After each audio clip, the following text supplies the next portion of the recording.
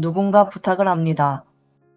마음속으로는 이미 하기 싫다는 걸 알면서도 입에서는 그럴게요 라는 말이 먼저 나옵니다.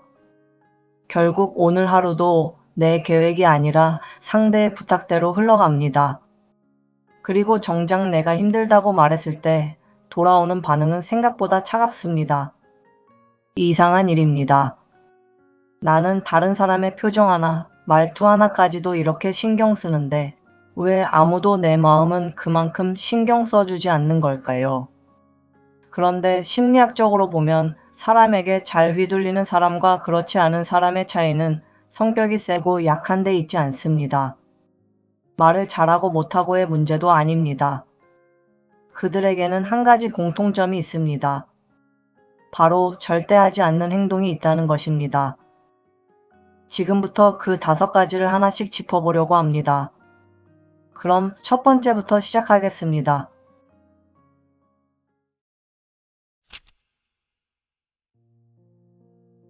첫째, 남의 기분까지 책임지지 않는다. 상대가 표정이 굳어 있으면 그 순간부터 머릿속이 바빠집니다. 내가 뭘 잘못한 건가? 아까 그 말이 서운했나? 하고 원인을 찾기 시작하죠. 퇴근한 남편이 말없이 방으로 들어가면 하루 종일 그 이유를 생각합니다. 혹시 아침에 한 말이 서운했던 건 아닌지, 혹시 내가 뭔가 실수를 한 건 아닌지 대화를 처음부터 다시 복귀해 봅니다. 그런데 여기서 많은 사람들이 착각하는 부분이 하나 있습니다. 상대의 기분이 나쁘다는 사실과 내가 잘못했다는 사실은 같은 말이 아니라는 것인데요. 상대가 화가 나 있다고 해서 그 화의 원인이 반드시 나여야 하는 것은 아닙니다. 상대가 말이 없다고 해서 그 침묵을 굳이 내 잘못으로 해석할 필요도 없죠. 그런데 오랫동안 다른 사람을 살피며 살아온 사람일수록 이 구분이 잘 되지 않습니다. 남편의 기분, 자녀의 표정, 친구의 말투까지도 어느새 다 내가 풀어야 할 숙제처럼 느껴집니다. 상대의 감정을 헤아리는 것과 상대의 감정을 내가 해결해줘야 한다고 느끼는 것은 다른 문제입니다.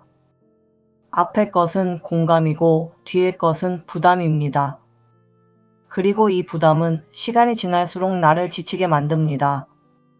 사실 많은 사람들이 이 부분에서 착각합니다. 상대의 기분을 풀어주는 것이 사랑이라고 생각하지만 정작 그렇게 애쓸수록 상대는 자신의 감정을 스스로 다루는 법을 배우지 못하게 됩니다. 결국 감정을 대신 짊어지는 쪽만 지치게 되는 구조가 만들어지는 것입니다.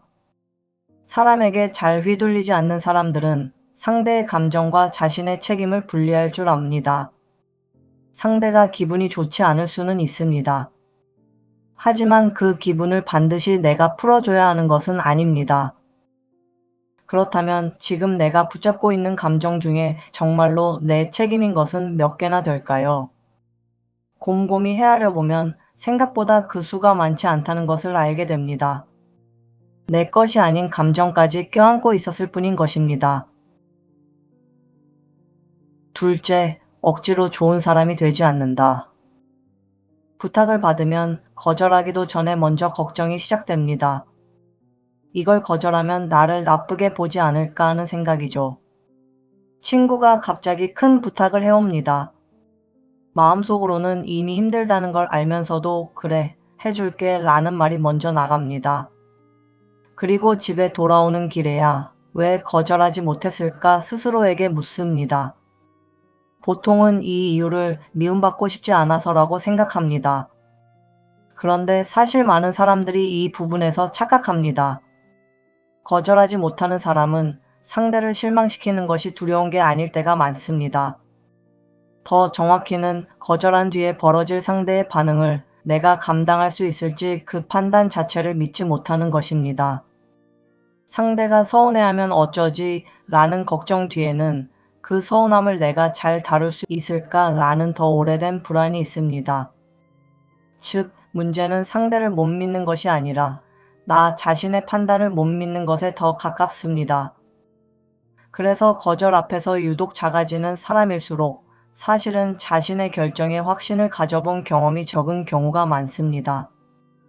오랫동안 다른 사람의 선택에 맞춰 살아온 사람일수록 이 확신을 쌓을 기회 자체가 부족했기 때문입니다. 그런데 반복되는 배려는 시간이 지나면 상대에게 권리처럼 느껴지기도 합니다. 처음에는 고마웠던 일이 나중에는 당연한 일이 되는 것이죠. 건강한 거절은 관계를 깨뜨리는 행동이 아닙니다. 오히려 이 관계에 경계가 있다는 것을 상대에게 알려주는 일입니다. 이번에는 어려울 것 같아요. 이 한마디는 사실 상대를 향한 말이기 이전에 나 자신의 판단을 믿어보는 연습이기도 합니다. 그렇다면 나는 지금 상대의 반응이 두려운 걸까요? 아니면 내 결정에 확신이 없는 걸까요? 이 둘을 구분하는 순간 거절은 상대와의 싸움이 아니라 나 자신과의 화해가 됩니다. 좋은 사람이 되는 것과 내 판단을 믿지 못해 좋은 사람인 척하는 것은 전혀 다른 일인 것입니다. 셋째, 나를 함부로 평가하는 사람에게 인정받으려 하지 않는다. 누군가 나를 좋아해주면 그날 하루가 조금 더 괜찮게 느껴집니다. 반대로 누군가 나를 차갑게 대하면 그 이유를 나에게서 찾기 시작합니다. 그런데 이상한 점이 하나 있습니다. 10명이 나에게 잘해줘도 유독 한 사람이 차갑게 대하면 그 한 사람만 계속 마음에 남는다는 것인데요. 모임에 다녀온 날 다른 사람들은 다 웃으며 인사했는데 유독 한 사람의 대면대면한 표정만 저녁 내내 떠오릅니다. 사실 많은 사람들이 이 부분에서 착각합니다. 인정받고 싶은 마음 자체는 문제가 아닙니다. 진짜 질문은 왜 하필 나를 낮게 보는 그 한 사람 앞에서만 유독 더 애쓰게 되는가입니다. 여기에는 한 가지 이유가 있습니다. 그 사람의 차가운 반응이 사실은 내 안에 오래전부터 있던 결핍을 건드리기 때문입니다. 어릴 때부터 혹은 오랜 관계 속에서 있는 그대로는 부족하다라는 느낌을 자주 받아온 사람일수록 나를 냉담하게 대하는 사람을 만나면 그 오래된 느낌이 다시 살아납니다. 그래서 그 한 사람에게만 유독 인정받고 싶어지는 것은 사실 그 사람 때문이 아니라 그 사람이 건드린 오래된 감정 때문이죠. 특히 오랫동안 누군가의 아내로, 엄마로, 직장인으로 역할을 해온 사람일수록 자신의 가치를 외부의 평가와 연결하기 쉽습니다. 그런데 그 결핍을 채워주는 것은 그 사람의 인정이 아닙니다.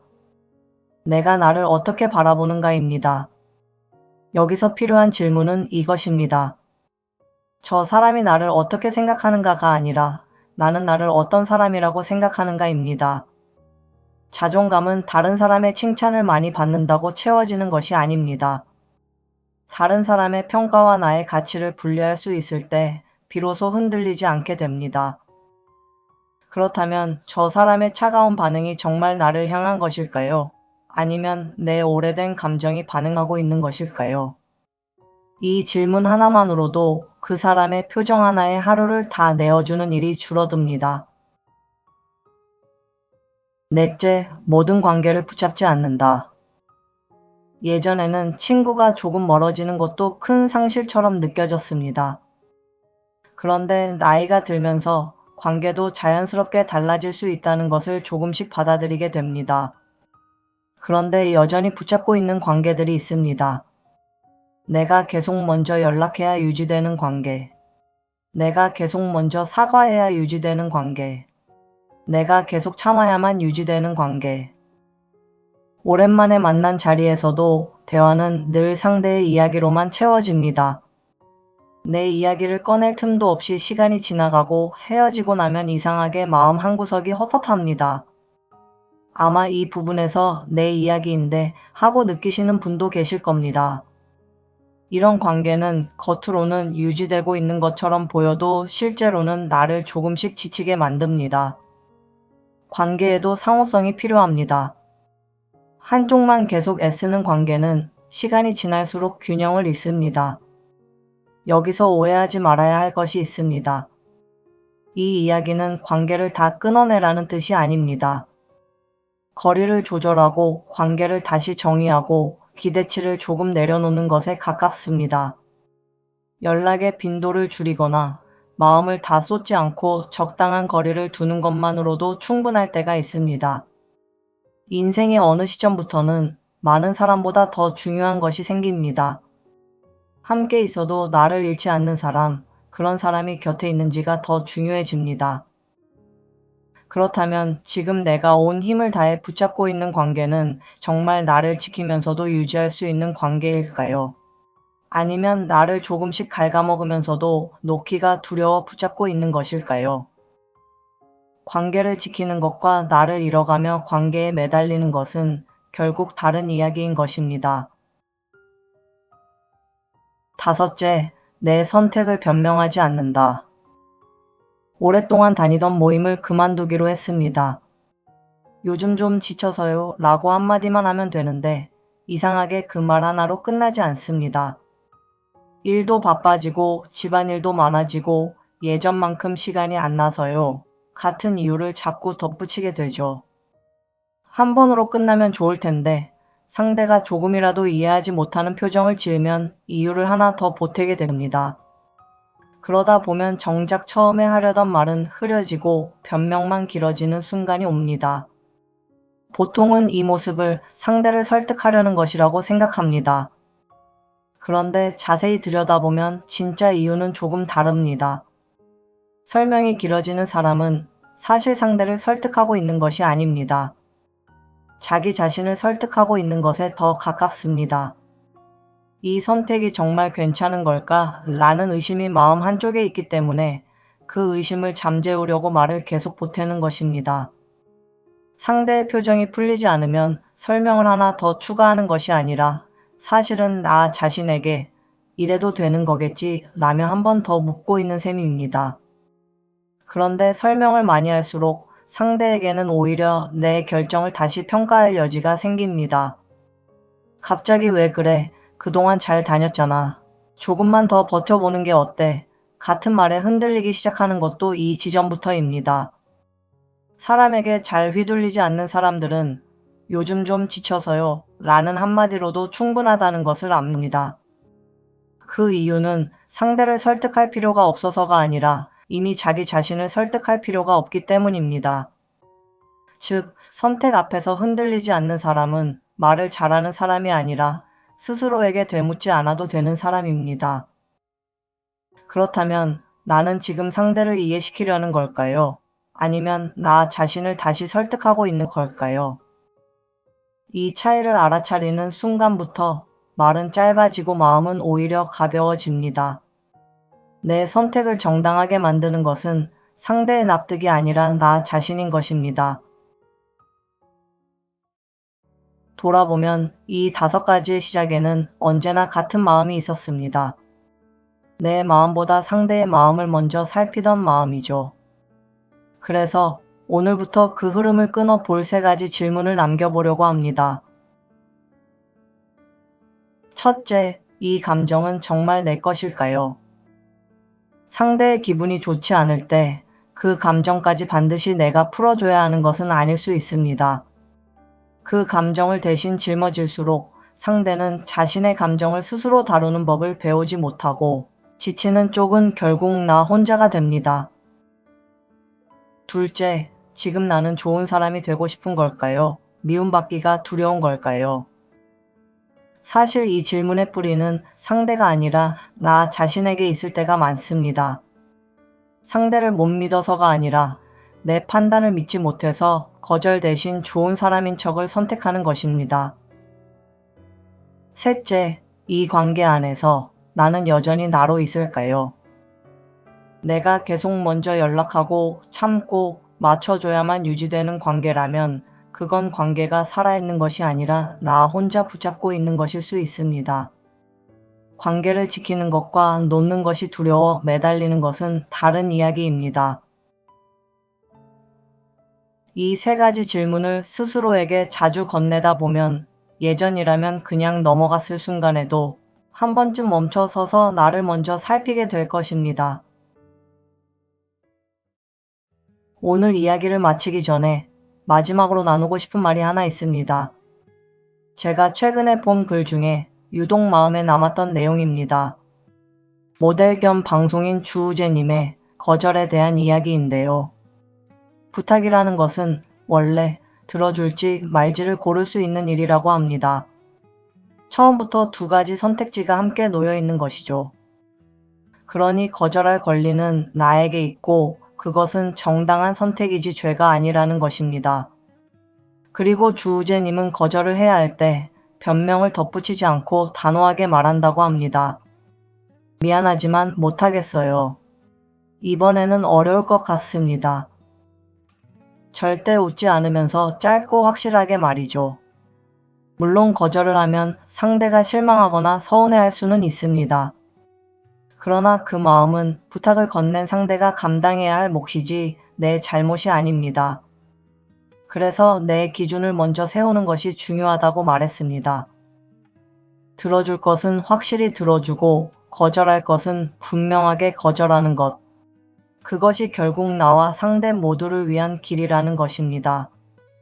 주우재님이 이렇게 명쾌하게 정리해 주신 것 같아서 개인적으로 오래 마음에 남았습니다.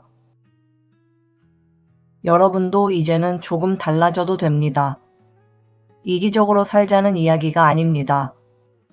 결국 사람에게 휘둘리지 않는다는 것은 사람을 무시하는 것이 아니라 타인의 감정과 내 감정을 구분하는 것입니다.